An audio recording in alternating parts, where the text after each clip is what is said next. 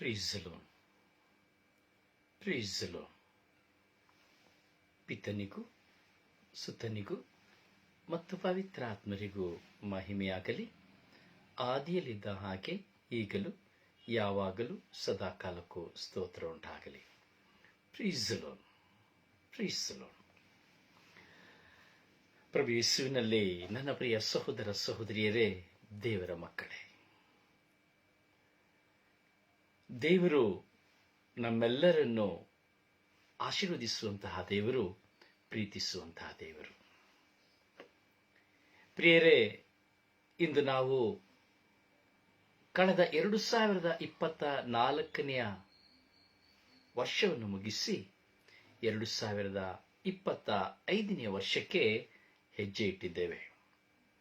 ನಿಮ್ಮೆಲ್ಲರಿಗೂ ಹೊಸ ವರ್ಷದ ಶುಭಾಶಯಗಳು.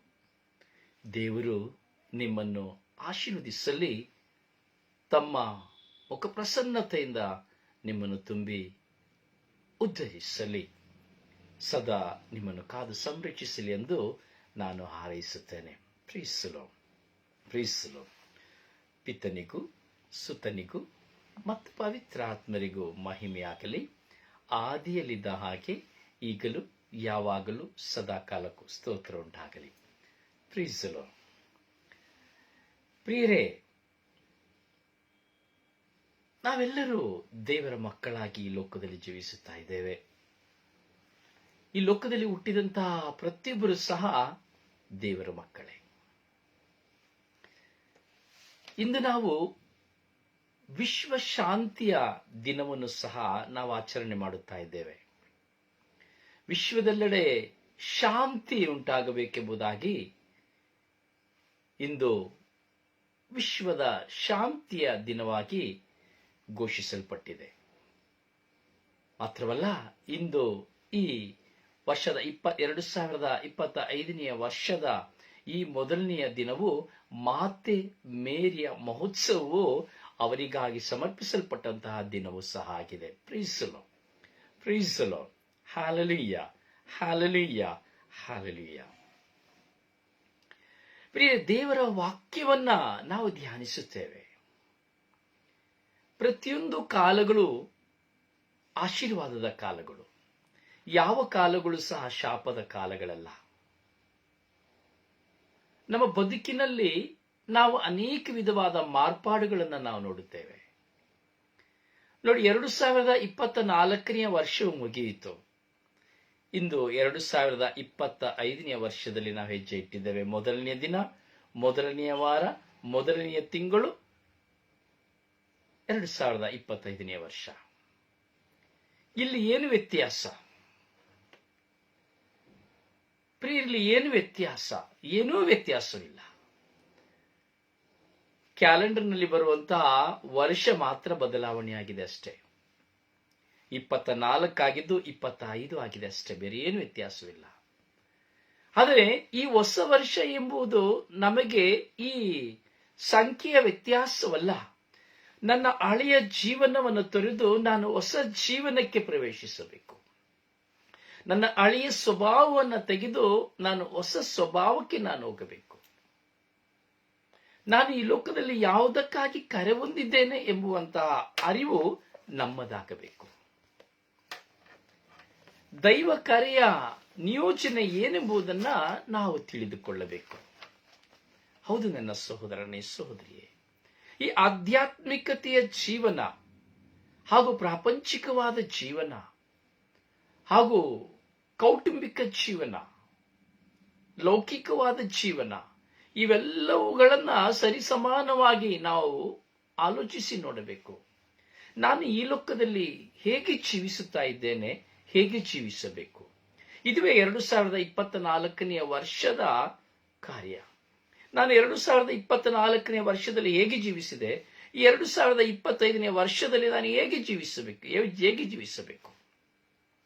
ನೋಡಿ, ಈ ಕಾಲಗಳು ಉರುಳಿದಂತೆ ನಮ್ಮ ವಯಸ್ಸು ಸಹ ಉರುಳುತ್ತದೆ, ನಮ್ಮ ಪ್ರಾಯಗಳು ಉರುಳುತ್ತದೆ. ನಿನ್ನೆ ಇದ್ದ ಹಾಗೆ ಈ ದಿನ ಇರುವುದಿಲ್ಲ. 2024 ವರ್ಷದಲ್ಲಿ ಇದ್ದಂತಹ ಆರೋಗ್ಯ 2025 ವರ್ಷದಲ್ಲಿ ಇರುವುದಿಲ್ಲ. ಕೆಲವೊಮ್ಮೆ 24ನೇ ವರ್ಷದಲ್ಲಿರುವಂತಹ ಆಸ್ತಿ 25ನೇ ವರ್ಷದಲ್ಲಿರುವುದಿಲ್ಲ. ಕೆಲವೊಮ್ಮೆ 24ನೇ ವರ್ಷದಲ್ಲಿರುವಂತಹ ಸಂತೋಷ 25ನೇ ವರ್ಷದಲ್ಲಿರುವುದಿಲ್ಲ. ಅಥವಾ ಕೆಲವೊಮ್ಮೆ 24ನೇ ವರ್ಷದಲ್ಲಿ ನೀನು ಕಳೆದುಕೊಂಡಂತಹ ಶಾಂತಿ ಸಂತೋಷವನ್ನ 25ನೇ ವರ್ಷಕ್ಕೆ ನೀನು ಪಡೆದುಕೊಳ್ಳಬಹುದು. ಇದು ಒಂದು ಕಾಲಚಕ್ರ. ಆದರೆ ಇಲ್ಲಿ ಸಂಖ್ಯೆ ಅಲ್ಲ ನಮಗೆ ಬೇಕಾಗಿರುವ ಬದಲಾವಣೆ, ನಮ್ಮ ಜೀವನ. ನಾನು 24ನೇ ವರ್ಷದಲ್ಲಿ ಜೀವಿಸಿದೆ, ಕುಡುಕನಾಗಿ ಜೀವಿಸುತ್ತಾ ಇದೆ, ಕುಡಿಯುತ್ತಾ ಇದೆ, ಸ್ವಲ್ಪ ಹೆಚ್ಚು. ಆದರೆ ಇಲ್ಲ, ನಾನು ಈ 25ನೇ ವರ್ಷದಲ್ಲಿ ನಾನು ಕುಡಿಯುವುದಿಲ್ಲ ಎಂಬ ತೀರ್ಮಾನ ಬೇಕು. ನಾನು ಸುಳ್ಳಾಡುತ್ತಾ ಇದ್ದೆ, ನನ್ನ ಸುಳ್ಳಿನಿಂದ ಎಲ್ಲರನ್ನು ಕೊಂಡುಕೊಳ್ಳುತ್ತಾ ಇದೆ. ಇಲ್ಲ, ಈ 2025ನೇ ವರ್ಷದಲ್ಲಿ ನಾನು ಇನ್ನು ಸುಳ್ಳಾಡುವುದಿಲ್ಲ ಎಂಬ ತೀರ್ಮಾನ ನನಗೆ ಬೇಕು. ನನ್ನಲ್ಲಿ ಯಾವುದೋ ಒಂದು ದೈಹಿಕವಾದ ಬಲಹೀನತೆ, ಆ ಬಲಹೀನತೆಗಳಿಂದ ನಾನು 25ನೇ ವರ್ಷಕ್ಕೆ ಹೆಜ್ಜೆ ಇಡುವಾಗ ನಾನು ತೀರ್ಮಾನಿಸಬೇಕು, ಇಲ್ಲ, ನನ್ನ ಬಲಹೀನತೆಗಳಿಂದ ನಾನು ದೂರ ಆಗಿರಬೇಕು. ಅದು ದೂಷಣೆ ಆಗಬಹುದು, ಪರರನ್ನು ಕುರಿತು ಮಾತನಾಡುವುದಾಗಬಹುದು, ಸುಳ್ಳಾಗಬಹುದು, ಯಾವುದೇ ಆಗಬಹುದು. ಈ ಹಳೆಯ ಸ್ವಭಾವಗಳನ್ನು ತೊರೆದು ಹೊಸ ಸ್ವಭಾವದಲ್ಲಿ ನಾವು ಜೀವಿಸಬೇಕು ಪ್ರಿಯರೇ. ಹೌದು, ಏಕೆಂದರೆ ನಮ್ಮ ಜೀವಿತದಲ್ಲಿ ನಮ್ಮನ್ನ ನಾವು ಅರಿತುಕೊಳ್ಳಬೇಕು. 1 ಕೊರಿಂಥದವರಿಗೆ ಬರೆದ ಪತ್ರದಲ್ಲಿ ನಾವು 2ನೇ ಅಧ್ಯಾಯದಲ್ಲಿ ನಾವು ಧ್ಯಾನಿಸಬೇಕಾದ್ರೆ ಒಂದು ವಾಕ್ಯ ಹೇಳುತ್ತದೆ, ದೇವರು ಸಿದ್ಧ ಮಾಡಿರುವಂತದ್ದೆಲ್ಲವನ್ನ ತನ್ನ ಆತ್ಮದ ಮೂಲಕ ಅದನ್ನು ಪ್ರಕಟಿಸಿದರು. ದೇವರು ನಮಗಾಗಿ ಸಿದ್ಧ ಮಾಡಿರುವುದನ್ನೆಲ್ಲ ತಮ್ಮ ಆತ್ಮರ ಮೂಲಕವಾಗಿ ದೇವರು ನಮಗೆ ಪ್ರಕಟಿಸುತ್ತಾರೆ, ನಮಗೆ ತಿಳಿಸುತ್ತಾರೆ. ಪ್ರಿಯ, ನನ್ನ ಜೀವಿತದಲ್ಲಿ ನಾನು ಬದಲಾವಣೆ ಆಗಬೇಕೆಂದರೆ ನನ್ನ ಸ್ವಂತ ಬುದ್ಧಿಯಿಂದ ಆಗಲು ಅಸಾಧ್ಯ.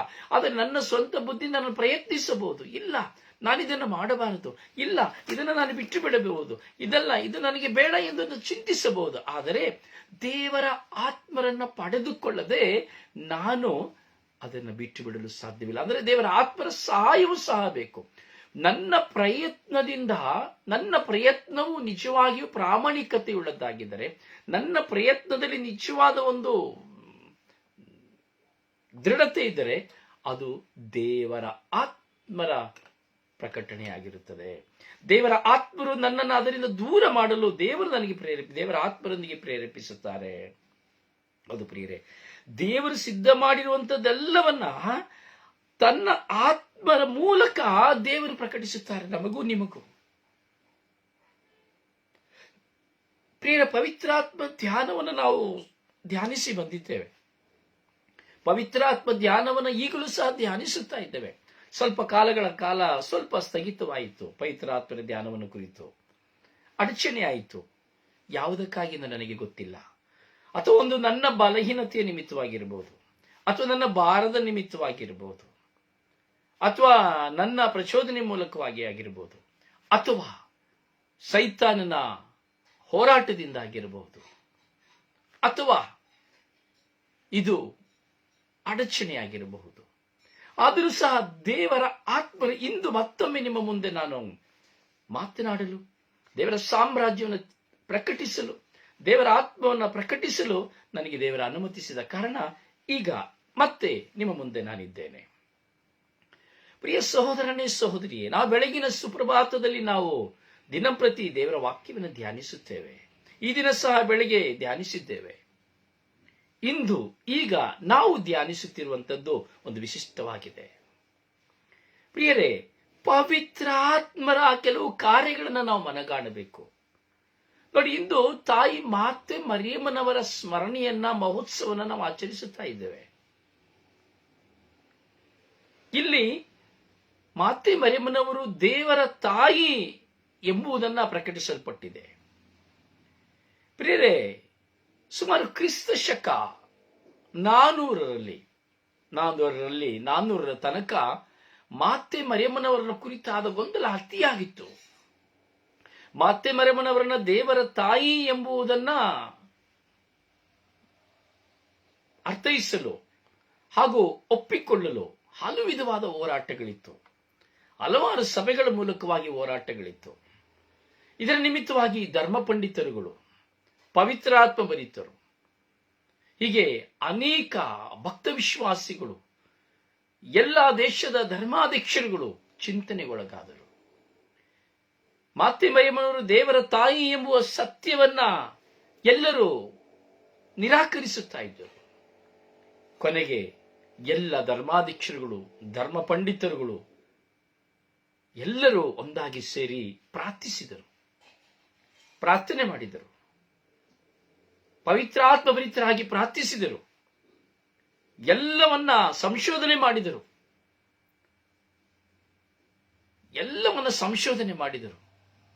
ಸಂಶಯಕ್ಕೀಗ ಈಡಾಗುವಂಥದ್ದೆಲ್ಲವನ್ನ ಸಂಶೋಧನೆ ಮಾಡಿದರು.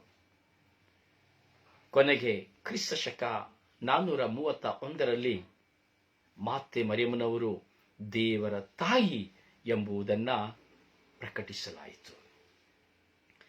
ಎಲ್ಲ ಆಧಾರಗಳ ಮೇರೆಗೆ, ಸತ್ಯಾಂಶಗಳ ಮೇರೆಗೆ ಮಾತೆ ಮರಿಯಮ್ಮನವರು ದೇವರ ತಾಯಿ ಎಂಬುವ ಸತ್ಯವನ್ನ ಪ್ರಕಟಿಸಲಾಯಿತು. ಹೇಗೆ ದೇವರ ತಾಯಿ ಎಂಬುದಾಗಿ ಪ್ರಶ್ನೆಗಳು ಅನೇಕ ಜನರಲ್ಲಿ ಇತ್ತು. ಆ ಸತ್ಯವನ್ನ ಸ್ವೀಕರಿಸಲು ಎಷ್ಟು ಜನ ಸಿದ್ಧರಿರಲಿಲ್ಲ. ಕೊನೆಗೆ ಆ ನಿಗೂಢ ರಹಸ್ಯಗಳ ಒಳ ಅರ್ಥಗಳನ್ನ ತೆಗೆದು ನೋಡುವಾಗ, ಸತ್ಯಾಂಶಗಳನ್ನ ತಾಳೆ ಮಾಡಿ ನೋಡುವಾಗ ಪ್ರತಿಯೊಬ್ಬರಿಗೂ ಕಂಡದ್ದು ಮಾತೆ ಮರಿಯಮ್ಮನವರು ದೇವರ ತಾಯಿ. ಮೊದಲನೆಯ ಅಂಶ, ನನ್ನ ತಾಯಿಯನ್ನು, ನನಗೆ ಜನ್ಮ ಕೊಟ್ಟ ತಾಯಿಯನ್ನ ನಾನು ತಾಯಿ ಎಂದು ಕರೆಯುತ್ತೇನಾ, ಅಥವಾ ಸಹೋದರಿ ಎಂದು ಕರೆಯುತ್ತೇನಾ, ಅಥವಾ ಆಂಟಿ ಎಂದು ಕರೆಯುತ್ತೇನಾ, ಅಥವಾ ಮಿತ್ರೆ ಎಂದು ಕರೆಯುತ್ತೇನಾ? ಈ ಪ್ರಶ್ನೆಯನ್ನು ನಾನು ಮತ್ತು ನೀವು ಪ್ರತಿಯೊಬ್ಬರು ಆಲೋಚಿಸಬೇಕು. ನನಗೆ ಜನ್ಮ ಕೊಟ್ಟ ತಾಯಿಯನ್ನ ನಾನು ಏನೆಂದು ಕರೆಯುತ್ತೇನೆ? ನನ್ನನ್ನು ನೋಡಿದವರು ನನ್ನ ತಾಯಿಯನ್ನು ನೋಡಿದಾಗ ಏನ್ ಹೇಳುತ್ತಾರೆ? ಬ್ರದರ್ ರೊಸಾರಿಯೋ ತಾಯಿಯವರು, ಅದು ಬ್ರದರ್ ರೊಸಾರಿಯೋ ತಾಯಿ. ಹಾಗೆ ನನ್ನ ತಾಯಿಯನ್ನು ನೋಡಿ ಹೇಳ್ತಾರೆ, ಇದು ಬ್ರದರ್ ರೊಸಾರಿಯೋ ತಾಯಿ. ಇದು ತಾಯಿಯ ಬ್ರದರ್ ರೊಸಾರಿಯೋ ಅವರ ಮಗ, ನನ್ನ ತಾಯಿಯ ಸುಶೀಲಮ್ಮನವರ ಮಗ, ಬ್ರದರ್ನ ತಾಯಿ. ಹೀಗೆ ಪ್ರಪಂಚದ ವಾಡಿಕೆಯಲ್ಲಿ, ಪ್ರಪಂಚದ ಸತ್ಯದಲ್ಲಿ ನೋಡುವಾಗ ವಿಷಯವನ್ನು ನಾವು ನೋಡುತ್ತೇವೆ. ಹೀಗೆ ತಾಯಿ ಮಾತೆ ಮರಿಯಮ್ಮನವರು ದೇವರ ತಾಯಿ ಎಂದೇಳುವಂತಹ ಸತ್ಯದ ನಿಲುಕಿಗೆ ಮೊದಲನೆಯ ಕಾರಣ, ಅವರು ತಂದೆ ದೇವರ ಚಿತ್ತಕ್ಕನುಸಾರವಾಗಿ ತನ್ನನ್ನ ಇಗೋ ದೇವರ ದಾಸಿ ನಿಮ್ಮ ಚಿತ್ತದಂತೆ ಆಗಲಿ ಎಂದು ಸಮ್ಮತಿಸಿದ ಕಾರಣ ಅವರು ದೇವರ ಪುತ್ರನಿಗೆ ತಾಯಿಯಾದರು. ದೇವರ ಪುತ್ರ ಎಂಬುದಾದರೆ ದೇವರಿಗೆ ಮಗ. ಸೊ ದೇವರು ಮಗ, ದೇವರು ಎಂದೇಳುವಾಗ ದೇವರ ಮಗ ದೇವರೇ. ಹಾಗೆ ಆ ದೈವ ಪುತ್ರನಿಗೆ ತನ್ನನ್ನು ಬಿಟ್ಟುಕೊಟ್ಟಂತಹ ತಾಯಿ ಮಾತೆ ಮರಿಯಮ್ಮನವರು. ಯಾರ ಮುಖಾಂತರವಾಗಿ ಈ ಲೋಕದಲ್ಲಿ ತನ್ನ ಪ್ರಿಯ ಪುತ್ರನನ್ನ ಕಳುಹಿಸಬೇಕೆಂದು ದೇವರು ಆದಿಯಲ್ಲಿಯೇ ತೀರ್ಮಾನಿಸಿದರೋ ಆ ದೈವ ಚಿತ್ತಕ್ಕನುಸಾರವಾಗಿ ಮಾತೆ ಮರಿಯಮ್ಮನವರನ್ನ ದೇವರು ಆರಿಸಿಕೊಂಡಿದ್ದರು. ಹೀಗೆ ಗಾಬ್ರಿಯೇಲ್ ದೂತನ ಸಂದೇಶದ ಮೂಲಕ ರವಾನಿಸಿ ಮಾತೆಯನ್ನ ತನ್ನ ಪ್ರಿಯ ಪುತ್ರನಿಗೆ ತಾಯಿಯನ್ನಾಗಿಸಿದರು ಸರ್ವೇಶ್ವರ ಸ್ವಾಮಿ, ಪಿತದೇವರು. ಆದಿ ನಾವು ನೋಡ್ತೇವೆ, ಯೋಹಾನನು ಬರೆದ ಶುಭ ಸಂದೇಶ 1ನೇ ಅಧ್ಯಾಯದಿಂದ 1ನೇ ವಚನದಿಂದ 18 ವಚನದವರೆಗೆ ನಾವು ನೋಡಬೇಕಾದರೆ, ಈ ಆದಿಯಲ್ಲಿ ವಾಕ್ಯವಿತ್ತು, ಆದಿಯಲ್ಲಿ ವಾಕ್ಯವಿತ್ತು, ಆ ವಾಕ್ಯವೇ ಜ್ಯೋತಿ ಆಯಿತು. ಆ 1ನೇ ಅಧ್ಯಾಯದ 1ನೇ ವಚನದಿಂದ 18ನೇ ವಚನದವರೆಗೆ ನಾವು ನೋಡುವಾಗ ಸಂಪೂರ್ಣ ಬೈಬಲ್ ಅಲ್ಲಿ ಅಡಕವಾಗಿದೆ.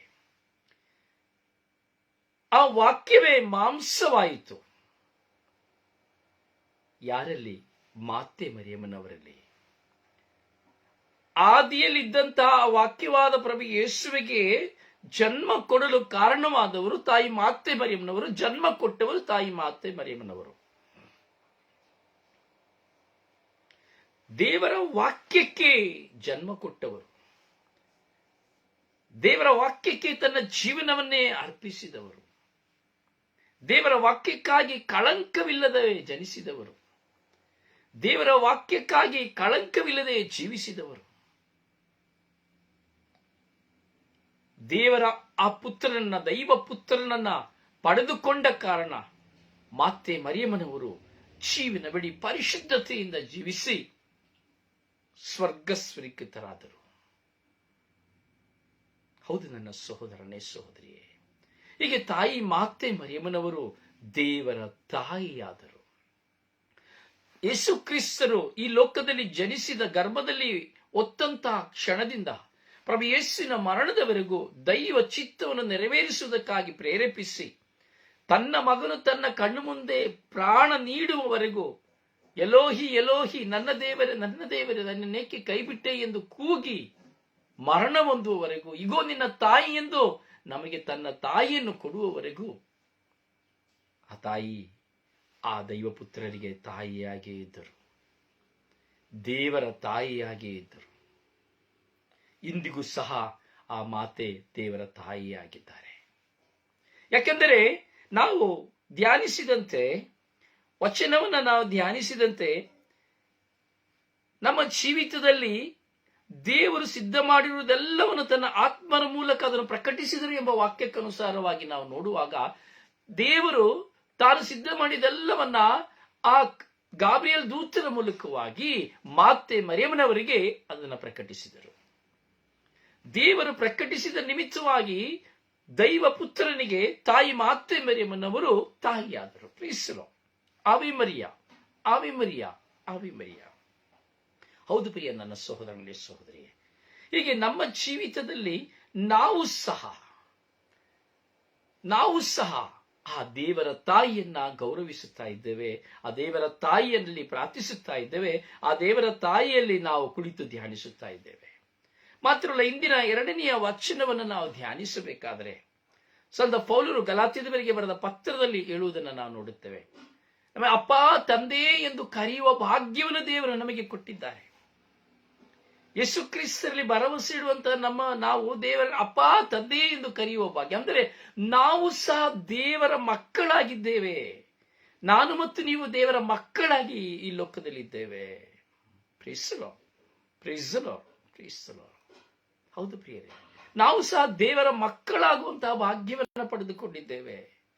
ಹೇಗೆ ದೇವರ ತಾಯಿ ತನ್ನ ದೈವ ಪುತ್ರನಿಗೆ ತಾಯಿಯಾದರು, ಹೇಗೆ ದೇವರ ತಾಯಿಯಾಗಿ ಈ ಲೋಕದಲ್ಲಿ ಜನಿಸಲು ದೇವರಿಂದ ಕರೆ ಹೊಂದಿದರು, ಹೇಗೆ ಗಾಬ್ರಿಯಲ್ ದೂತರ ಮೂಲಕವಾಗಿ ಸತ್ಯವನ್ನ ಅರಿತುಕೊಂಡರು, ಹಾಗೆ ಇಂದು ನಾನು ಮತ್ತು ನೀವು ಸಹ ದೇವರ ಮಕ್ಕಳಾಗಿ ಈ ಲೋಕದಲ್ಲಿ ಜೀವಿಸುತ್ತಾ ಇದ್ದೇವೆ. ಹೌದು ನನ್ನ ಸಹೋದರನೇ, ಸಹೋದರಿಯೇ, ನಾವು ಮನೆಯ ಆಳಾಗಿ ಜೀವಿಸುತ್ತಾ ಇಲ್ಲ, ಮನೆಯ ಯಜಮಾನರಾಗಿ ನಾವು ಜೀವಿಸುತ್ತಾ ಇದ್ದೇವೆ.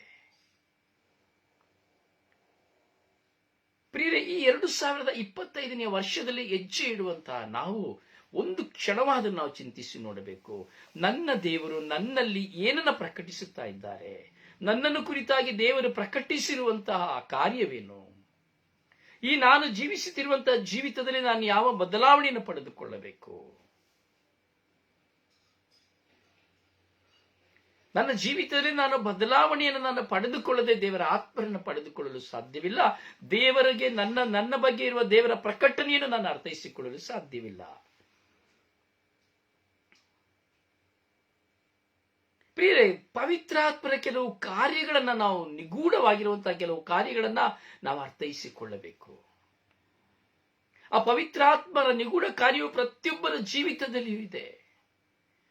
ಪವಿತ್ರಾತ್ಮರ ಕಾರ್ಯಗಳು ನಿಗೂಢವಾದವುಗಳು. ನಮ್ಮ ಜೀವಿತದಲ್ಲಿ ಈ ನಿಗೂಢವಾದ ರಹಸ್ಯಗಳನ್ನ ನಾವು ಅರ್ಥೈಸಿಕೊಳ್ಳಬೇಕಾದರೆ ನಾವು ಇಗೋ ದೇವರ ದಾಸ, ದೇವರ ದಾಸಿ ಎಂದು ದೇವರ ಮುಂದೆ ಕುಳಿತುಕೊಳ್ಳಬೇಕು. ಸ್ವಾಮಿ, ನಿಮ್ಮ ಚಿತ್ತದಂತೆ ಆಗಲಿ ಎಂದು ನಾವು ವಿನಯಿಸಬೇಕು. ನಾವು ಬಳಲಿ ಹೋಗುತ್ತೇವೆ, ತೊಳಲಿ ಹೋಗುತ್ತೇವೆ, ಬೆಂಡಾಗಿ ಹೋಗುತ್ತೇವೆ, ಕಣ್ಣೀರಿನಲ್ಲಿ ಹೋಗುತ್ತೇವೆ, ದುಃಖದಲ್ಲಿ ಹೋಗುತ್ತೇವೆ, ಭಾರದಲ್ಲಿ ಹೋಗುತ್ತೇವೆ, ಸಾಲದಲ್ಲಿ ಹೋಗುತ್ತೇವೆ, ಸಮಸ್ಯೆಯಲ್ಲಿ ಹೋಗುತ್ತೇವೆ, ರೋಗದಲ್ಲಿ ಹೋಗುತ್ತೇವೆ, ಏನೆಲ್ಲ ಮರಣಾವಸ್ಥೆಯಲ್ಲಿ ಹೋಗುತ್ತೇವೆ.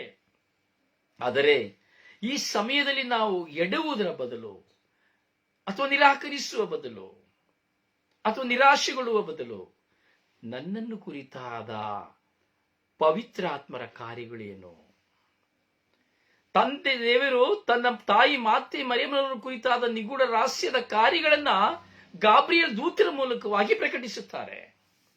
ಹೀಗೆ ನನ್ನ ಮತ್ತು ನಿನ್ನ ಜೀವಿತದಲ್ಲಿ ದೇವರು ಯಾರ ಮೂಲಕವಾಗಿ ತನ್ನ ಪ್ರಕಟಣೆಯನ್ನ ವ್ಯಕ್ತಪಡಿಸ್ತಾ ಇದ್ದಾರೆ, ತಿಳಿಸ್ತಾ ಇದ್ದಾರೆ?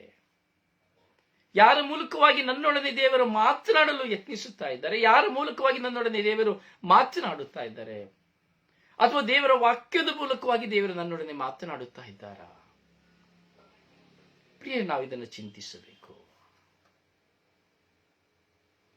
ನಾವು ಈ ನಿಗೂಢ ರಹಸ್ಯಗಳನ್ನ ಈ 2025ನೇ ವರ್ಷದಲ್ಲಿ ದೇವರು ನನ್ನ ಬಗ್ಗೆ ಇಟ್ಟಿರುವಂತಹ ನಿಗೂಢ ರಹಸ್ಯವೇನು ಹಾಗೂ ಪವಿತ್ರಾತ್ಮರ ಕಾರ್ಯವೇನು?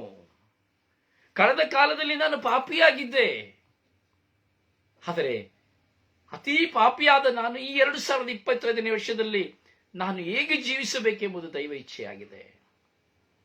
ಈ ದೈವಿಚ್ಛೆಯನ್ನು ನಾನು ಕುರಿತು ಆಲೋಚಿಸುವುದಾದರೆ ಮಾತ್ರವೇ ಆ ನಿಗೂಢ ರಹಸ್ಯದ ಅರ್ಥ ತಿಳಿದುಕೊಳ್ಳಲು ಸಾಧ್ಯ. ಮೊಟ್ಟ ಮೊದಲಿಗೆ ಆ ನಿಗೂಢ ರಹಸ್ಯವನ್ನು ಅರ್ಥ ಮಾಡಿಕೊಳ್ಳಬೇಕಾದ್ರೆ ಮೊದಲು ನಾನು ಯಾರಾಗಿದ್ದೇನೆ, ನಾನು ಹೇಗೆ ಈ 24ನೇ ವರ್ಷದಲ್ಲಿ ಜೀವಿಸಿದೆ, 2024ರಲ್ಲಿ ನಾನು ಹೇಗೆ ಜೀವಿಸಿದೆ, 2023ರಲ್ಲಿ ಹೇಗೆ ಜೀವಿಸಿದೆ, ಅಥವಾ 20ರಲ್ಲಿ ಹೇಗೆ ಜೀವಿಸಿದೆ, ಹೀಗೆ ಹಿಂದೆ ನೋಡುವಾಗ ನಾನು ಹೇಗೆ ಜೀವಿಸಿದೆ? ಮರುಕಳಿಸಿ ಅದೇ ಜೀವನವನ್ನು ಮಾಡಿದೆನಾ? ಈಗ 2025ನೇ ವರ್ಷಕ್ಕೆ ನಾನು ಕಾಲಿಟ್ಟಿದ್ದೇನೆ. ಹೀಗಿರುವಾಗ ನಾನು ಹೇಗೆ ಜೀವಿಸಬೇಕು? ಇನ್ನು ಹಳೆಯ ಸ್ವಭಾವವನ್ನು ತೊರೆದು, ನನ್ನಲ್ಲಿರುವಂತಹ ಹಳೆಯ ಚಿಂತನೆಗಳನ್ನು ತೊರೆದು, ನನ್ನಲ್ಲಿರುವಂತಹ ಕೆಟ್ಟತನವನ್ನು ತೆಗೆದು ನಾನು ದೇವರಿಗೆ ಮೆಚ್ಚುಗೆ ಆಗುವಂತಹ ರೀತಿಯಲ್ಲಿ ಜೀವಿಸಲು ನಾನು ಯತ್ನಿಸಬೇಕು. ಅದರಿಂದ ನಾನೇನು ದೇವ ಪವಿತ್ರಾತ್ಮರೇ, ನನ್ನನ್ನು ಕುರಿತಾದ ನಿಮ್ಮ ಕಾರ್ಯಗಳೇನು? ಓ ದೇವರೇ, ಅಪ್ಪ ತಂದೆಯೇ, ನನ್ನನ್ನು ಕುರಿತಾದ ನಿಮ್ಮ ಪ್ರಕಟಣೆ ಏನು ಎಂದು ಕೇಳುವಾಗ ನಮ್ಮ ತಪ್ಪುಗಳು ಅಥವಾ ನಮ್ಮ ಪಾಪಗಳು ಅಥವಾ ನಮ್ಮ ಕೊರತೆಗಳು, ನಮ್ಮ ಬಲಹೀನತೆಗಳು ನಮ್ಮ ಕಣ್ಣು ಮುಂದೆ ನಿಲ್ಲುತ್ತವೆ. ನಮ್ಮ ಮನಸ್ಸಾಕ್ಷಿ ನಮ್ಮೊಡನೆ ಮಾತನಾಡುತ್ತದೆ. ನಾವು ಯಾವುದನ್ನು ಬಿಟ್ಟು ಬಿಡಬೇಕು ಎಂಬುದನ್ನು ಪ್ರಕಟಿಸುತ್ತದೆ. ಹೌದು ನನ್ನ ಸಹೋದರನೇ, ಸಹೋದರಿಯೇ, ಇಲ್ಲಿ ಸಂಖ್ಯೆಗಳು ಬದಲಾವಣೆಯಾಗಿ ಏನು ಪ್ರಯೋಜನವಿಲ್ಲ. ಎಲ್ಲರನ್ನು ನೋಡಿ happy new year, happy new year ಎಂದು ಹೇಳಿದರೆ ಏನು ಪ್ರಯೋಜನವಿಲ್ಲ. ಈ ಹ್ಯಾಪಿ ನ್ಯೂ ಇಯರ್ ಹೇಳುವುದರಿಂದ ಲಾಭವೂ ಇಲ್ಲ, ನಷ್ಟವೂ ಇಲ್ಲ. ಹೊಸ ವರ್ಷದ ಸುದಿನಕ್ಕೆ happy new year, wish you happy, ನಿಮಗೆ ಶುಭಾಶಯಗಳು. 2025ನೇ ವರ್ಷ ಬಂತು, ನಿಮಗೆ ಶುಭಾಶಯಗಳು. ಇದರಿಂದ ಏನಾದರೂ ಲಾಭವಿದೆಯೇ ಅಥವಾ ಏನಾದರೂ ನಷ್ಟವಿದೆಯೇ? ಲಾಭವೂ ಇಲ್ಲ, ನಷ್ಟವೂ ಇಲ್ಲ. ಒಂದು ಗಮ್ಮತ್ ಮಾಡಬಹುದು, ಅಥವಾ ರಾತ್ರಿ 12 ಗಂಟೆಗೆ ಕುಡಿದು ಕುಪ್ಪಳಿಸಿ ಡ್ಯಾನ್ಸ್ ಮಾಡಬಹುದು, ಒಂದು ಹೊಸ ವಸ್ತ್ರವನ್ನ ಬಟ್ಟೆಯನ್ನು ತೊಟ್ಟುಕೊಳ್ಬಹುದು, ಮನೆಯಲ್ಲಿ ಒಳ್ಳೆ ಅಡಿಗೆ ಮಾಡಿ ತಿನ್ನಬಹುದು. ಇನ್ನು ಕೆಲವರು ಇವತ್ತು 1ನೇ ತಾರೀಕು ಅದರಿಂದ ಕೆಲಸಕ್ಕೆ ಹೋಗಬೇಕೆಂದು ಕೆಲಸಕ್ಕೆ ಹೋಗಬಹುದು, ಅಥವಾ ಒಂದು ಪುಣ್ಯಕ್ಷೇತ್ರಕ್ಕೆ ಹೋಗಬೇಕೆಂದು ಪುಣ್ಯಕ್ಷೇತ್ರಕ್ಕೆ ಹೋಗಬಹುದು. ಹೌದಲ್ಲ? ಹೀಗೆ ಯಾವುದಾದರೂ ಒಂದು ವಿಷಯದಲ್ಲಿ ಮಗ್ನರಾಗಬಹುದು. ಪ್ರಿಯ ಸಹೋದರನೇ, ಸಹೋದರಿಯೇ, ಯಾವುದು ಶ್ರೇಷ್ಠ? ಈ 2025ನೇ ವರ್ಷದಲ್ಲಿ ನನ್ನಲ್ಲಿ ಒಂದು ದೃಢವಾದ ನಿರ್ಧಾರ ಬರಬೇಕು. ಒಂದು ದೃಢ ನಿರ್ಧಾರದೊಂದಿಗೆ ನಾನು ತೀರ್ಮಾನವನ್ನು ತೆಗೆದುಕೊಳ್ಳಬೇಕು. ನನ್ನ ಭವಿಷ್ಯದಲ್ಲಿ, ನನ್ನ ಜೀವಿತದಲ್ಲಿ ನಾನು ದೇವರಿಗೆ ಮೆಚ್ಚುಗೆಯುಳ್ಳವನಾಗಿ, ದೇವರಿಗೆ ಮೆಚ್ಚುಗೆಯುಳ್ಳವಳಾಗಿ ಜೀವಿಸಬೇಕೆಂಬ ತೀರ್ಮಾನ ತೆಗೆದುಕೊಳ್ಳಬೇಕು. ಪ್ರಿಯ, ನಿಮಗೆ ಒಂದು ಕಿವಿ ಮಾತನ್ನು ನಾನು ನಿಮಗೆ ಹೇಳುತ್ತೇನೆ. ದೇವರ ಪ್ರಕಟಣೆ ನಿಮಗೆ ಪ್ರಕಟಣೆ ಆಗಬೇಕಾದರೆ, ಪವಿತ್ರಾತ್ಮರ ಮೂಲಕವಾಗಿ ದೇವರು ನಿಮ್ಮನ್ನು ಕುರಿತಾದ ಪ್ರಕಟಣೆಯನ್ನು ಪ್ರಕಟಿಸಬೇಕಾದರೆ ನೀವು ಪ್ರಾರ್ಥನಾ ಜೀವನವನ್ನು ಮಾಡಬೇಕು. ಪ್ರಾರ್ಥನಾ ಜೀವನವನ್ನು ಮಾಡದೆ ದೇವರು ಪವಿತ್ರಾತ್ಮರ ಮೂಲಕವಾಗಿ ನಿಮ್ಮನ್ನು ಕುರಿತಾದ ಚಿತ್ತವನ್ನು ಪ್ರಕಟಿಸಲು ಸಾಧ್ಯವಾಗುವುದಿಲ್ಲ. ತಾಯಿ ಮಾತೆ ಮೇರು ತನ್ನ 5 ವರ್ಷ ಪ್ರಾಯದಿಂದ ದೇವಾಲಯದಲ್ಲಿಯೇ ಜೀವಿಸಿದರು, ದೇವಾಲಯದಲ್ಲೇ ಕಾಲ ಕಳೆದರು. ನಿಶ್ಚಿತಾರ್ಥವಾಗುವವರೆಗೂ ದೇವರನ್ನೇ ಆರಾಧಿಸುತ್ತಾ ಇದ್ದರು, ದೇವಾಲಯದಲ್ಲಿಯೇ ಇದ್ದರು, ಧರ್ಮಶಾಸ್ತ್ರವನ್ನ ಪಠಿಸುತ್ತಾ ಇದ್ದರು. ಅದರಿಂದ ದೇವರ ಪ್ರಕಟಣೆ, ದೇವರ ಆತ್ಮರಿಂದ ತುಂಬಿದ ದೇವರ ಪ್ರಕಟಣೆಯನ್ನ ಮಾತೆ ಮರಿಯಮ್ಮನವರು ಗಾಬ್ರಿಯಲ್ ದೂತರ ಮೂಲಕವಾಗಿ ಕೇಳಿದರು, ಕಂಡುಕೊಂಡರು, ಆಶೀರ್ವದಿಸಿದರು. ಪ್ರಾರಂಭದಲ್ಲಿ ಅವಮಾನಕ್ಕೆ ಒಳಗಾದರು, ನಾಚಿಕೆಗೆ ಒಳಗಾದರು, ತಿರಸ್ಕಾರಕ್ಕೆ ಒಳಗಾದರು, ವ್ಯಭಿಚಾರಿ ಎಂಬ ಪಟ್ಟವನ್ನು ಪಡೆದುಕೊಂಡರು. ಸಾಯುವವರೆಗೂ ತಾಯಿ ಮಾತೆ ಮರಿಯಮ್ಮನ ಕುರಿತು ಹಲವಾರು ವಿಷಯದಲ್ಲಿ ಮನನ ಸಂಕಟಕ್ಕೆ ಒಳಗಾಯಿತು. ಅತೀವ ವೇದನೆಯನ್ನ ಪಡೆದರು. ನಿನ್ನ ಹೃದಯದಲ್ಲಿ ಅಲಗೊಂದು ನಾಟುವುದು ಎಂದು ಸಿಮೆಯೋನನು ಹೇಳಿದಂತೆ ಎಲ್ಲವೂ ಸಾಯುವ ಕೊನೆಯ ಕ್ಷಣದವರೆಗೂ, ಪ್ರಭು ಯೇಸು ಕ್ರಿಸ್ತರು ಸಾಯುವ ಕ್ಷಣದವರೆಗೂ ಆ ತಾಯಿಯ ಹೃದಯದಲ್ಲಿ ಅಲಗೊಂದು ಬರ್ಜಿಯ ಕತ್ತಿಯೊಂದು ನಾಟಿತ್ತು. ಅಂದರೆ ದುಃಖ, ವೇದನೆ, ಸಂಕಟ, ಅವಮಾನಗಳು ಆ ಮಾತಿಯಲ್ಲಿ ತುಂಬಿತ್ತು. ಪ್ರಭು ಯೇಸು ಯಾವಾಗ ಶಿಲುಬೆಯಲ್ಲಿ ನನ್ನ ದೇವರೇ ನನ್ನನ್ನೇಕೆ ಕೈ ಬಿಟ್ಟಿರಿ ಎಂದು ಹೇಳುವಾಗ, ಇಗೋ ನನ್ನ ಆತ್ಮ ನಿಮಗೆ ಸಮರ್ಪಿಸುತ್ತೇನೆ ಎಂದು ಹೇಳುವಾಗ, ಯಾವಾಗ ಜೆರುಸಲೇಮಿನ ಆಲಯವು ಇಬ್ಬಾಗವಾಗಿ ಸೀಳಿತು, ಯಾವಾಗ ಕತ್ತಲಾಯಿತು, ಯಾವಾಗ ಸತ್ತವರು ಸಮಾಧಿಯಿಂದ ಎದ್ದು ಬಂದರೋ, ಅಲ್ಲಿ ಮಾತೆಯ ವಿಶ್ವಾಸ ಬಲ ಹೊಂದಿತು. ಮಾತ್ರವಲ್ಲ, ಪ್ರಭು ಯೇಸುವಿನ ಮರಣದ 3ನೆಯ ದಿನ ಪ್ರಭು ಯೇಸು ಕ್ರಿಸ್ತರ ಪುನರುತ್ಥಾನರಾಗುವಾಗ ತಾಯಿ ಮಾತೆಯ ಆ ಪವಿತ್ರಾತ್ಮರನ್ನು ಕುರಿತಾದ ಪ್ರಕಟಣೆ, ತಂದೆ ದೇವರ ಪ್ರಕಟಣೆ, ಯೇಸು ಎಂಬ ನಾಮಕರಣವನ್ನು ಅವನಿಗೆ ಮಾಡು, ಕಬ್ಬಿಣ ದಂಡದಿಂದ ಆಳಬಲ್ಲವನವನು, ಹಲವಾರು ಜನರ ಉದ್ಧಾರಕ್ಕಾಗಿ ಜನಿಸಲ್ಪಟ್ಟವನವನು, ಎಲ್ಲರ ಪಾಪ ಪರಿಹಾರಕ್ಕಾಗಿ ಜನಿಸಲ್ಪಟ್ಟವನು ಎಂದು ಹೇಳಿದಂತ ಆ ಪವಿತ್ರ ಆತ್ಮಭರಿತವಾದಂತಹ ಪ್ರಕಟಣೆ ಮಾತೆ ಮರಿಯಮ್ಮನಿಗೆ ಅರಿವಾಗಿದ್ದು ಪ್ರಭು ಯೇಸು ಸ್ವಾಮಿ ಜನಿಸಿ 33 ವರ್ಷಗಳ ಬಳಿಕ, 33 ವರ್ಷಗಳ ಬಳಿಕ. ಹಾಗೆ ಮಾತೆ ಮರಿಯಮ್ಮರು ಈ ಪ್ರಕಟಣೆಯನ್ನು ಕಂಡುಕೊಳ್ಳಲು 33 ವರ್ಷಗಳ ಕಾಲ ಕಾದಿದ್ದರು. ಆದರೆ ನಮ್ಮ ಜೀವಿತದಲ್ಲಿ ನಮ್ಮ ನೋವು, ನಮ್ಮ ಸಾಲ, ನಮ್ಮ ವೇದನೆ, ನಮ್ಮ ಭಾರ, ನಮ್ಮ ದುಃಖ, ನಮ್ಮ ಗಾಯ, ಈ ಎಲ್ಲವುಗಳು ಯಾವುದಕ್ಕಾಗಿ ಎಂದು ಅರಿತುಕೊಳ್ಳಲು ಎಷ್ಟು ಕಾಲ ಬೇಕು, ಎಷ್ಟು ಕಾಲ ಬೇಕಾಗಬಹುದು, ಎಷ್ಟು ಕಾಲ ನಾವು ಸಹನೆಯಿಂದ ಇದ್ದೇವೆ. ನಾವಾಗಿ ನಾವನ್ನು ತೀರ್ಮಾನ ತೆಗೆದುಕೊಳ್ಳುತ್ತೇವೆ. ಇಲ್ಲಿ ಹೋದರೆ ನನಗೆ ತೀರ್ಮಾನ ಸಿಗುತ್ತದೆ, ಅಲ್ಲಿ ಹೋದರೆ ತೀರ್ಮಾನ ಸಿಗುತ್ತದೆ, ಆ ಬ್ರದರ್ ಹತ್ರ ಹೋದರೆ, ಈ ಫಾದರ್ ಹತ್ರ ಹೋದರೆ, ಆ ಧ್ಯಾನ ಮಂದಿರಕ್ಕೆ ಹೋದರೆ, ಈ ಧ್ಯಾನ ಮಂದಿರಕ್ಕೆ ಹೋದರೆ ಎಂಬುದಾಗಿ ನಾವು ಸರ್ಕಸ್ ಮಾಡ್ತೇವೆ. ಒಬ್ಬರು ಹೇಳ್ತಾರೆ ನೀವು ಇಷ್ಟು ಜಪಸ್ಸರ ಮಾಡಿ, ಇನ್ನೊಬ್ರು ಹೇಳ್ತಾರೆ ಇಷ್ಟು ದೇವರ ವಾಕ್ಯನ ಓದಿ, ಇನ್ನೊಬ್ರು ಹೇಳ್ತಾರೆ ಇಷ್ಟು ದಿನ ಧ್ಯಾನಕ್ಕೆ ಬನ್ನಿ, ಇನ್ನೊಬ್ರು ಹೇಳ್ತಾರೆ ನೀನು ಇಂಥ ಒಡಂಬಡಿಕೆಯನ್ನು ಮಾಡಿ, ಇನ್ನೊಬ್ರು ಹೇಳ್ತಾರೆ ನೀನು ಹಾಗೆ ಮಾಡು, ಹೀಗೆ ಮಾಡು ಎಂದು ಹಲವಾರು ನಿದರ್ಶನಗಳನ್ನ, ಅಡ್ವೈಸ್ಗಳನ್ನ ನಾವು ಕೇಳುತ್ತೇವೆ. ಇದಾವುದರಿಂದ ಪರಿಹಾರವಿಲ್ಲ. ಇದು ಆಧ್ಯಾತ್ಮಿಕ ಗೌಪ್ಯ, ಇದು ಆಧ್ಯಾತ್ಮಿಕವಾದ ಗೌಪ್ಯ.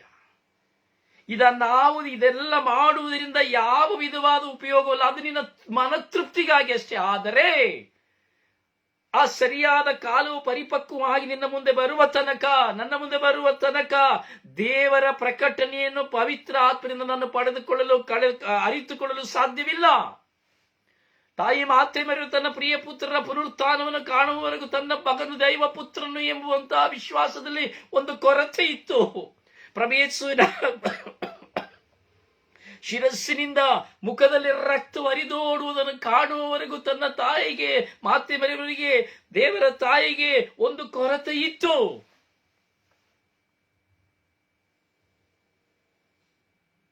ಕೊನೆಗೆ ಆ ಕೊರತೆ ಪ್ರಭು ಯೇಸುವಿನ ಪುನರುತ್ಥಾನದ ಮೂಲಕವಾಗಿ ಪರಿಪೂರ್ಣವಾಯಿತು. ಹೀಗಿರುವಾಗ ನನ್ನ ಜೀವಿತದಲ್ಲಿ ನಾವು ದೇವರ ಪ್ರಕಟಣೆಯನ್ನ ಕಂಡುಕೊಳ್ಳಲು ಸಮಯ ಬೇಕು. ಅದಕ್ಕಾಗಿ ನಾವು ಪ್ರಾರ್ಥಿಸಬೇಕು. ಮನುಷ್ಯನ ಹಿಂದೆ ಓಡಿ ಹೋಗದೆ, ಬ್ರದರ್ಗಳ ಹಿಂದೆ ಓಡಿ ಹೋಗದೆ, ಯಾವ ಸಾಮ್ಯಗಳ ಹಿಂದೆ ಹೋಗದೆ, ನಾನು ಓಡಿ ಹೋಗದೆ ಅಂತ ಹೇಳುದು ತಪ್ಪಾಗಿ ತೆಗೆದುಕೊಳ್ಳಬೇಡಿ. ಸತ್ಯಾಂಶಗಳನ್ನು ಅರಿತುಕೊಳ್ಳಿ. ಇಲ್ಲಿ ಯಾರು ಕೆಟ್ಟವರು, ಯಾರಲ್ಲಿ ಹೋಗಬಾರದು ಅಥವಾ ನೀವು ನಿದರ್ಶನ ಕೇಳಬಾರದು ಎಂಬುದಾಗಿ ಅಲ್ಲ. ಆದರೆ ಅವರಗಳ ಹಿಂದೆ ಓಡಿ ಎಲ್ಲರೂ ಹೇಳಿದೆಲ್ಲವನ್ನು ಕೇಳಿ ಕೆಲವು ಸಾರಿ ಹುಚ್ಚರಾಗುವುದುಂಟು. ಯಾಕಂದ್ರೆ 100 ಜನರ ಅನುಭವ, 1000 ಜನರ ಅನುಭವ ನನ್ನ ಮುಂದೆ ಇದೆ. ನೀವು ಭರವಸೆಯಿಂದ, ವಿಶ್ವಾಸದಿಂದ ನಿಮ್ಮ ಮನೆಯಲ್ಲಿ ಕುಳಿತು ವೈಯಕ್ತಿಕವಾಗಿ ನೀವು ಪ್ರಾರ್ಥಿಸಲು ಪ್ರಾರಂಭಿಸಿರಿ. ಆ ತಂದೆ ದೇವರನ್ನು ನೋಡಿ, ಅಪ್ಪ ತಂದೆಯೇ, ಇಗೋ ನಿಮ್ಮ ದಾಸಿ, ಇಗೋ ನಿಮ್ಮ ದಾಸ, ನಿಮ್ಮ ಚಿತ್ತದಂತೆ ಆಗಲಿ ಎಂಬುದಾಗಿ ಸಂಪೂರ್ಣವಾಗಿ ಬಿಟ್ಟುಕೊಡಿ. ಅದನ್ನು ನಾವೇನ್ ಮಾಡ್ತಾ ಇದ್ದೇವೆ, ಹೋಗ್ತೇವೆ, ಎಲ್ಲವನ್ನು ಬಿಟ್ಟು ಕೊಡ್ತೇವೆ. ಪ್ರಾರ್ಥನೆ ಮಾಡುವಾಗ ಪ್ರಾರ್ಥನೆ ಮುಗಿದು ಹೊರಗೆ ಬಂದ ತಕ್ಷಣ ಮತ್ತೆ ಅದನ್ನು ತೆಗೆದು ನಮ್ಮ ತಲೆಗೆ ಸಿಕ್ಕಿಸಿಕೊಳ್ಳುತ್ತೇವೆ. ಚಿಂತಿಸು ನನ್ನ ಸಹೋದರ ಸಹೋದರಿ, ಚಿಂತಿಸು. ಹೀಗೆ 2025ನೇ ವರ್ಷದಲ್ಲಿ ನಿನ್ನನ್ನು ಕುರಿತಾದ ಒಂದು ಪ್ರಕಟಣೆ ದೇವರಿಗೆ ಇದೆ.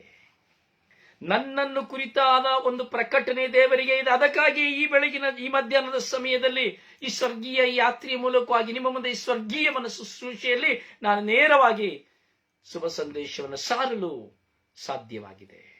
ಇದು ದೇವರ ಪ್ರಕಟಣೆ. ವಿಘ್ನಗಳಲ್ಲೂ ಬರಬಹುದು, ಹೋರಾಟಗಳಲ್ಲೂ ಬರಬಹುದು, ಬರುತ್ತದೆ. ನನಗೂ ಸಹ ಬಂದಿದೆ. ಒಂದು ಗ್ಯಾಪ್, ಪ್ರತಿಯೊಂದರಲ್ಲೂ ಒಂದು ಗ್ಯಾಪ್ ಇರುತ್ತದೆ. ಆ ಗ್ಯಾಪಿಗೆ ಕಾರಣಗಳಿರುತ್ತದೆ. ಆ ಕಾರಣಗಳನ್ನು ನಾವು ಅರಿತುಕೊಳ್ಳಬೇಕು. ಮಾನಸಿಕವಾದ ಒತ್ತಡ ಬರುವಾಗ ಆ ಮಾನಸಿಕವಾದ ಒತ್ತಡದ ಕಾರಣವಾಗಿ ನಮ್ಮ ಸ್ವಾರ್ಥವನ್ನು ನೋಡುತ್ತೇವೆ. ದೇವರ ಪ್ರಕಟಣೆಯನ್ನು ನೋಡದೆ ಸ್ವಾರ್ಥದ ಒತ್ತಡದ ನಿಮಿತ್ತವಾಗಿ ನಾವು ದೇವರಿಗೆ ಕೊಡುವುದನ್ನು ಕೊಡದೆ ಬಿಟ್ಟು ಬಿಡುತ್ತೇವೆ. ದೇವರ ಮುಂದೆ ಕುಳಿತುಕೊಳ್ಳುವುದನ್ನು ಕುಳಿತುಕೊಳ್ಳಲೇ ಆಗುತ್ತೇವೆ. ಪ್ರಾರ್ಥಿಸುವವರು ಪ್ರಾರ್ಥಿಸದವರಾಗುತ್ತೇವೆ. ಶುಭ ಸಂದೇಶ ಸಾರುವವರು ಶುಭ ಸಂದೇಶ ಸಾರದರಾಗುತ್ತಾರೆ.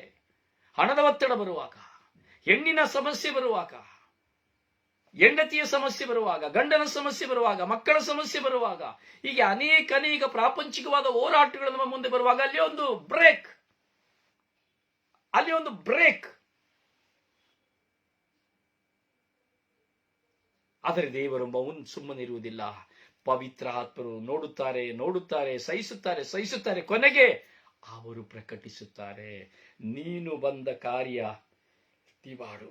ನೀನು ನಿಲ್ಲಿಸಿರುವ ಅಥವಾ ನೀನು ಮಾಡುತ್ತಿರುವಂತಹ ಕಾರ್ಯಗಳನ್ನು ನೀನು ಪುನರಾವರ್ತಿಸು. ಪವಿತ್ರ ಆತ್ಮರು ನಮ್ಮ ಮುಂದೆ ಇರುವಂತದ್ದೆಲ್ಲ ಮಾರ್ಗವನ್ನು ಸಿದ್ಧ ಮಾಡುತ್ತಾರೆ. ಎಲ್ಲ ಮುಳ್ಳು ಕಳ್ಳು ಬೇಲಿಗಳನ್ನ ತೆಗೆದು ಹಾಕುತ್ತಾರೆ. ಸರಾಗವಾಗಿ ನಡೆಯಲು ನಮ್ಮನ್ನ ಪ್ರೇರೇಪಿಸುತ್ತಾರೆ. ಮತ್ತೆ ಹಳೆಯ ಜೀವನವನ್ನು ತೊರೆದು ಹೊಸ ಜೀವನಕ್ಕೆ ನಾವು ಸಾಗಲು ನಮಗೆ ಜ್ಞಾನೋದಯವನ್ನು ಕೊಡುತ್ತಾರೆ. ನಮ್ಮ ತಪ್ಪಿನ ಅರಿವನ್ನು ಮೂಡಿಸುತ್ತಾರೆ. ಹೌದು ನನ್ನ ಸಹೋದರನೇ, ಸಹೋದರಿಯೇ, ಚಿಂತಿಸಬೇಕು. ದೇವರ ವಾಕ್ಯವನ್ನು ಧ್ಯಾನಿಸುತ್ತಿರುವ ನನ್ನ ಸಹೋದರಿಯೇ, ಇಂದು ದೇವರು ನಿನ್ನನ್ನು ಕುರಿತಾದ ಒಂದು ಪ್ರಕಟಣೆಯನ್ನು ಇಟ್ಟುಕೊಂಡಿದ್ದಾರೆ. ಆ ಪ್ರಕಟಣೆಯನ್ನು ದೇವರ ಆತ್ಮರ ಮೂಲಕವಾಗಿ ನಿನಗೆ ತಿಳಿಸಲಿದ್ದಾರೆ. ಅದರಿಂದ ಕಿವಿಗೊಡು. ನೀ ಪ್ರಾರ್ಥಿಸು, ವೈಯಕ್ತಿಕವಾಗಿ ಪ್ರಾರ್ಥಿಸು, ಭಾರವಾಗಿ ಪ್ರಾರ್ಥಿಸು. ನಿನ್ನ ದೂರವಾದವರ ಕುರಿತು ಚಿಂತೆ ಮಾಡಬೇಡ. ಓಡಿ ಹೋಗುವವರು ಓಡಿ ಹೋಗಲಿ, ಬಿಟ್ಟು ಹೋಗುವವರು ಬಿಟ್ಟು ಹೋಗಲಿ, ಕಿತ್ತುಕೊಳ್ಳುವವರು ಕಿತ್ತುಕೊಳ್ಳಲಿ, ಈನೈಸುವವರು ಈನೈಸಲಿ, ಶಪಿಸುವವರು ಶಪಿಸಲಿ, ದೂಷಿಸುವವರು ದೂಷಿಸಲಿ, ನಿಂದಿಸುವವರು ನಿಂದಿಸಲಿ. ಅದು ನಿನಗೆ ಬೇಡ. ಯಾಕೆಂದರೆ ಅವೆಲ್ಲವೂ ನಿನ್ನ ಜೀವಿತದಲ್ಲಿ ನಡೆಯಬೇಕೆಂಬುದು ದೈವಿಚ್ಛೆ. ಅವೆಲ್ಲವೂ ನನ್ನ ಜೀವಿತದಲ್ಲಿ ಬರುವ ಕಾರಣವೇ ನಾವು ದೇವರ ಬಳಿಗೆ ಹೋಗಲು ಸಾಧ್ಯ, ದೇವರನ್ನು ಕಂಡುಕೊಳ್ಳಲು ಸಾಧ್ಯ, ದೇವರನ್ನು ಹೆಚ್ಚೆಚ್ಚಾಗಿ ಪ್ರೀತಿಸಲು ಸಾಧ್ಯ. ಓ ನನ್ನ ಸಹೋದರನೇ, ಸಹೋದರಿಯೇ, ದೇವರ ಆತ್ಮರು ನಮ್ಮೊಡನೆ ಕ್ರಿಯೆ ಮಾಡಲು ನಾವು ನಮ್ಮನ್ನು ಬಿಟ್ಟು ಕೊಡಬೇಕು. ಅಂದರೆ ನಾನು ನಮ್ಮನ್ನು ಬಿಟ್ಟು ಕೊಡಬೇಕೆಂದರೆ ನನ್ನಲ್ಲಿರುವುದನ್ನ ಸಂಪೂರ್ಣವಾಗಿ ತೆಗೆದು ಹಾಕಲು ತೀರ್ಮಾನಿಸಬೇಕು. ಅದರಿಂದ ಈ 2025ನೇ ವರ್ಷ ನನ್ನ ಮತ್ತು ನಿಮ್ಮ ಮುಂದೆ ಇದೆ. ಸಂಖ್ಯೆ ಬದಲಾವಣೆ ಆಗುವುದರಲ್ಲಿ ಏನೂ ಪ್ರಯೋಜನವಿಲ್ಲ. ಸಂಖ್ಯೆಯ ಬದಲಾವಣೆಯಲ್ಲಿ ಏನೂ ಪ್ರಯೋಜನವಿಲ್ಲ. ಮನಸ್ಸಿನ ಬದಲಾವಣೆ, ಜೀವನದ ಬದಲಾವಣೆ, ಮಾತಿನ ಬದಲಾವಣೆ, ಆಲೋಚನೆಯ ಬದಲಾವಣೆ, ಕ್ರಿಯೆಯ ಬದಲಾವಣೆ, ಅಹಂಭಾವ ಅಹಂಕಾರಗಳ ಬದಲಾವಣೆ, ನಾನತ್ವದ ಬದಲಾವಣೆ, ದ್ವೇಷದ ಬದಲಾವಣೆ, ವೈರಾಗ್ಯದ ಬದಲಾವಣೆ, ಕ್ಷಮೆಯಿಲ್ಲದ ಜೀವಿತದ ಬದಲಾವಣೆ. ಈ ಬದಲಾವಣೆಗಳು ನಮಗೆ ಬೇಕಾಗಿರುವುದು 2024 ಅಂತ ಹೇಳಿದಾಗ 4ರ ಪಕ್ಕ 5 ಬಂದು ಏನೂ ಪ್ರಯೋಜನವಿಲ್ಲ.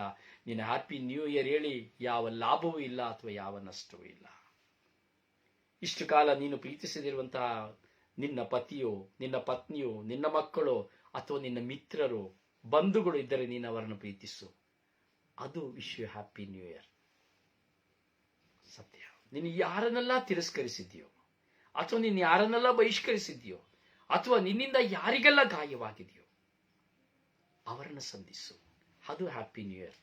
ಈ ಬದಲಾವಣೆಯ ದೇವರಿಗೆ ಬೇಕಾಗಿರುವಂಥದ್ದು. ಬಿಟ್ಟದೆಲ್ಲವನ್ನು ತೊರೆದ ಒಳ್ಳೆಯವರನ್ನೆಲ್ಲ ನೀನು ಬಿಟ್ಟಿರಬಹುದು. ನಿನಗೆ ಒಳಿತು ಮಾಡಿದವರನ್ನು ತೆಗಳಿರಬಹುದು ಅಥವಾ ನಿನಗಾಗಿ ಪ್ರಾರ್ಥಿಸುವವರನ್ನು ಬಿಟ್ಟಿರಬಹುದು.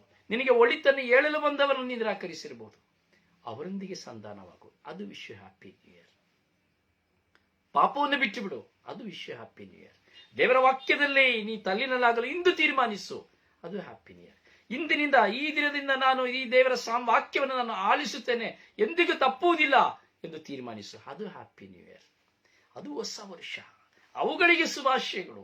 ನಾನು ಮತ್ತು ನೀವು ಮಾಡುವ ಒಳಿತಿನ ಕಾರ್ಯಗಳಿಗೆ ಶುಭಾಶಯಗಳನ್ನು ನಾವು ಪಡೆದುಕೊಳ್ಳಬೇಕು. ಕೇವಲ ಕ್ಯಾಲೆಂಡರ್ನಲ್ಲಿ 24 ಇದ್ದಿದ್ದು 25 ಆಗುವುದರಲ್ಲಿ ಯಾವ ಲಾಭವೂ ಇಲ್ಲ, ಯಾವ ನಷ್ಟವೂ ಇಲ್ಲ. ಆದರೆ ನಿನ್ನ ಜೀವನದ ಪುಟಗಳಲ್ಲಿ ಚಿನ್ನದ ಬರವಣಿಗೆಯಲ್ಲಿ ಬರೆಯಲ್ಪಡಬೇಕು. ಆಹಾ, ಈ 2025ನೇ ವರ್ಷ ಎಷ್ಟು ಅಮೋಘವಾದದ್ದು. ನನ್ನ ಪಾಪಗಳಿಂದ, ನನ್ನ ಬಲಹೀನತೆಗಳಿಂದ ದೂರ ಆಗಿ ನನ್ನ ದೇವರೊಡನೆ ಸತ್ಸಂಬಂಧವನ್ನು ಬೆಳೆಸಿದಂತಹ ದಿನ. ಆಹಾ, ಈ ವರ್ಷ ಎಷ್ಟು ಮನೋಹರವಾದದ್ದು, ಈ ವರ್ಷ ಎಷ್ಟು ಆಶೀರ್ವಾದಕರವಾದದ್ದು, ಈ ವರ್ಷ ಎಷ್ಟು ಸುಂದರವಾದದ್ದು. ದೇವರು ತನ್ನ ಪವಿತ್ರಾತ್ಮರ ಮೂಲಕವಾಗಿ ನನ್ನನ್ನು ಕುರಿತಾದ ಪ್ರಕಟಣೆಯನ್ನು ತಿಳಿಸಿದಂತಹ ಈ ವರ್ಷ ಎಷ್ಟು ಅಮೋಘವಾದದ್ದು ಎಂಬುದಾಗಿ ಎಣಿಸುವಾಗ happy new year. Praise the Lord, praise the Lord, praise the Lord. ಹೋಗು ನಿನ್ನ ಬಾಳ ಸಂಗಾತಿಯ ಬಳಿ, ಒಡ ಹುಟ್ಟಿದವರ ಬಳಿ, ನೆರೆಯವರ ಬಳಿ, ನಿನ್ನನ್ನು ದ್ವೇಷಿಸಿರಬಹುದು ಅಥವಾ ನೀನು ದ್ವೇಷಿಸಿರಬಹುದು, ಹೋಗು ಅವರಲ್ಲಿ ಸಂಧಾನವಾಗು. ಅದುವೇ ಶುಭಾಶಯ, ಅದುವೇ ಆ ಬದಲಾವಣೆಯ ದೇವರು ನನ್ನಿಂದ ನಿಮ್ಮಿಂದ ಕೇಳುತ್ತಿರುವುದು. ಪ್ರಿಯರೇ, ಆಲಿಸಿ, ಧ್ಯಾನಿಸಿ, ಪಾಲಿಸಿ. ದಯವಿಟ್ಟು ಎಲ್ಲರಿಗೂ ಶೇರ್ ಮಾಡಿ ಹಾಗೂ ಲೈಕ್ ಮಾಡಿ. ದೇವರು ನಿಮ್ಮನ್ನು ಆಶೀರ್ವದಿಸಲಿ. ಈ ಹೊಸ ವರ್ಷದಲ್ಲಿ ದೇವರ ಕೃಪಾವರ ಪ್ರಸಾದ ನಿಮ್ಮಲ್ಲಿಯೂ ನಿಮ್ಮ ಕುಟುಂಬದಲ್ಲಿ ನೆಲೆಗೊಳ್ಳಲಿ. ದೇವರು ಹೇರಾಳವಾಗಿ ನಿಮ್ಮನ್ನು ಆಶೀರ್ವದಿಸಲಿ. ನಿಮ್ಮ ದಾರಿದ್ರ್ಯಗಳು ನೀಗಿ ಹೋಗಲಿ, ನಿಮ್ಮ ಸಮಸ್ಯೆ ಸಾಲಗಳು ನೀಗಿ ಹೋಗಲಿ, ನಿಮಗಿರುವಂತಹ ಕುಂದುಕೊರತೆಗಳು ನೀಗಿ ಹೋಗಲಿ, ನಿಮ್ಮ ಪ್ರಯಾಣಗಳು ಸುಖಕರವಾಗಲಿ, ದಿನಂಪ್ರತಿ ನೀವು ಭುಜಿಸುವಂತಹ ಅನ್ನಪಾನಗಳು ಆಶೀರ್ವಾದ ಹೊಂದಲಿ. ಹೌದು, ನೀವು ಕುಳಿತುಕೊಳ್ಳುವ ಆಸನ, ನೀವು ಮಲಗುವಂತಹ ಹಾಸಿಗೆಗಳು ಆಶೀರ್ವಾದಕರವಾಗಲಿ. ಅದು ಪವಿತ್ರಾತ್ಮ ಪ್ರೇರಣೆಯ, ಪವಿತ್ರಾತ್ಮರೊಂದಿಗೆ ದೇವರೊಂದಿಗೆ ಮಾತನಾಡುವಂತಹ ಒಂದು ತೊಟ್ಟಿಲಾಗಲಿ. ನಿಮ್ಮ ಮಕ್ಕಳು ಆಶೀರ್ವಾದ ಹೊಂದಲಿ, ನಿಮ್ಮ ಮಕ್ಕಳು ಮರಿಮಕ್ಕಳು ಆಶೀರ್ವಾದ ಹೊಂದಲಿ. ನಿಮ್ಮ ಪತಿಯು ಮಾಡುವ ಎಲ್ಲ ಕೆಲಸಗಳು ಆಶೀರ್ವಾದವಾಗಲಿ. ನಿಮ್ಮ ಪತ್ನಿಯು, ಕೋಮಲಿಯಾದ ಪತ್ನಿಯು ತನ್ನ ಕುಟುಂಬವನ್ನು ಮಾತೆಯಂತೆ ಮುನ್ನಡೆಸಿ ಹೋಗಲಿ. ನೀವು ನೋಡುವವರೆಲ್ಲರ ಕಣ್ಣುಗಳು, ನಿಮ್ಮನ್ನು ನೋಡುವವರೆಲ್ಲರ ಕಣ್ಣುಗಳು ಆಶೀರ್ವಾದ ಹೊಂದಲಿ. ದೈವ ವಾಕ್ಯದ ಶಕ್ತಿ ನಿಮ್ಮಲ್ಲಿಯೂ ನಿಮ್ಮ ಕುಟುಂಬದ ಮೇಲೂ ಸದಾ ನೆಲೆಗೊಳ್ಳಲಿ. ಪ್ರವೇಶಿನ ರಕ್ತವು ನಿಮ್ಮ ಮನೆಯ ಸುತ್ತಲೂ ಬೇಲಿ ಕಟ್ಟಿ ನಿಮಗೆ ಸಂರಕ್ಷಣೆಯನ್ನು ಕರುಣಿಸಲಿ ಎಂದು ಪಿತ, ಸುತ್ತ ಮತ್ತು ಪವಿತ್ರಾತ್ಮನ ನಾಮದಲ್ಲಿ ಪ್ರಾರ್ಥಿಸಿದ್ದೇನೆ. Amen, amen. May God bless you. ನಿಮಗಾಗಿ ಪ್ರಾರ್ಥಿಸುವ ನಿಮ್ಮ ಸೇವಕ ಬ್ರದರ್ ರೊಜಾರಿಯೋ ಪಾಂಡವ ಪರ. ಪ್ರಾರ್ಥನಾ ಸಹಾಯಕ್ಕಾಗಿ 9902423181. May God bless you. Wish you happy new year. ಹೊಸ ವರ್ಷದ ಶುಭಾಶಯಗಳು.